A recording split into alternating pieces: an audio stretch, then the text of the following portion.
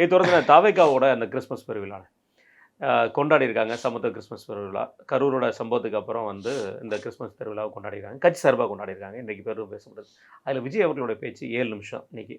அதில் ஒரு கதை, ஒரு குட்டி கதை ஒன்று சொல்லியிருக்காரு. அந்த கதையை மாதிரி தான் ஒரு அரசன் அப்படிங்கிற மாதிரி திருப்பி அந்த கதையை முழுசாகவும் சொல்லலை.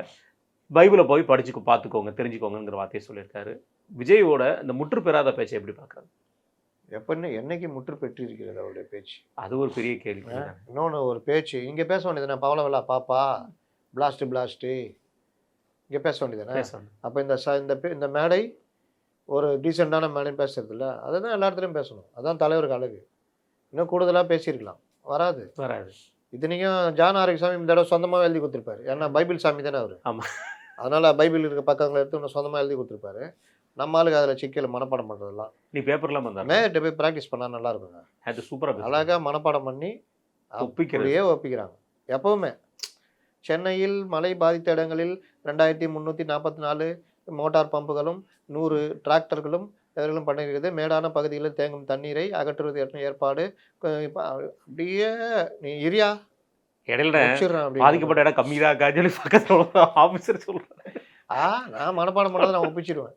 எவனா கேள்வி கேட்டால் இரு முடிச்சிடுறேன், அப்புறம் ஃப்ளோ கட் ஆகிடும். அந்த மாதிரி ஏதாவது மனப்பாடம் பண்ணி ஒப்பிக்கலாம். என்னன்னா ஜோசப் கதை அதில் சகோதரர்களால் கிணற்றில் தள்ளிவிடப்பட்டு பாதிக்கப்படுறார். அப்புறம் மீண்டும் எழுந்து வர்றார். இங்கே உங்களுக்கு யார் சகோதரர்? ஓ திமுக சொல்கிறாரோ சகோதர பாசம். ஆமாம், ரிப்ளிகா ஏம்பா. இன்னொருத்தர் பேசுகிறாரு, தேவன் சொன்னார் நீங்கள் வந்து அமைதியாக நீங்கள் ஒரு விஷயத்தை நீங்கள் எதிர்கொண்டீங்கன்னா நீங்கள் வாழ்க்கையில் அமைதி ரொம்ப முக்கியம் அப்படின்னு அவர் சொன்ன வேற அமைதி. இவர் கரூரில் ஓடி போய் வீட்டுக்குள்ள உட்காந்துறாரு. அந்த அமைதியை கொண்டு போய் ஒப்பிடுறாரு. அந்த இவர் ஃபாதரியார் சொன்னார், ஒளி வடிவமா வந்திருக்கிற தாவேக்காங்கிற ஒரு வார்த்தையை சொல்லியிருக்காரு. எல்லாம் இவங்க எல்லாம் தெரியுதா? இன்னும் இதை விட இவங்கெல்லாம் கொஞ்சம் பரவாயில்ல. திமுக மேடையில் பேசலாம் பார்த்தீங்கன்னா வேற லெவலு. அது வேற மாதிரி போயிட்டாங்க. அவங்க வந்து ஆண்டாண்டு காலமாக அங்கே மெம்பர்ஷிப் இவர் இப்போ புது மெம்பர்ஷிப்ன்றதுனால கொஞ்சம் அனுபவம் இல்லை. ஆமாம், இது ஒன்று. இதை சந்தோஷ் சகோதரர்லாம் கூப்பிடல, விஜிபி சந்தோஷம் சகோதரர், அவங்களாம் திமுக சகோதரர். இது ஒன்று.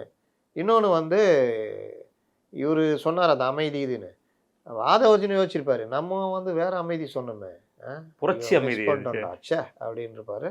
அடுத்து இவர் இந்த கதை சொல்கிறாரு, ஜோசப் கதை. அதனால் நடத்துறது வரவேற்கத்தக்கது தான். அமைதி பெருவிழா, மத ஒற்றுமை வரவேற்கிறது தான். மற்ற கட்சி பண்ணும்போது இவங்க பண்ணுறதுல என்ன தப்பு இருக்குது?